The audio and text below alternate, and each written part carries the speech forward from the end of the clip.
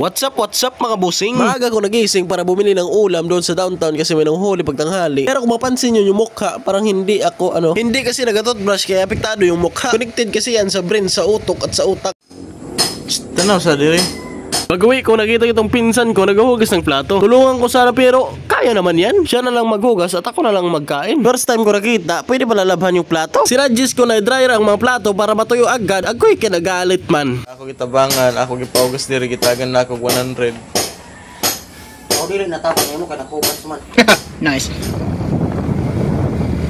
Matapos siya maglaban ng mga pinggan, sinama ko para magbili ng ginto. Sinama ko talaga para pag mahuli ako, dalawa kami. Mahirap man kung ako lang ang mahuli, idilogi ako. Umabot na ng 2 oras pero hindi talaga namin alam kung saan kami papunta. Kaya pagbalik ko, nilagyan ko talaga ng CCTV sa harap ng tinutulugan namin para makita mo ang halaga ko. Ay mali. Para makita ang magnakaw sa amin. Pero wala ding namang nanakawin kasi wala din namang kaming mga pera. Nahirapan talaga ako dito kasi nakalimutan ko ang color coding. Pero madali lang tandaan ng mga kulay-kulay pag ginulayan mo ang buhay ko. Ay mali na naman.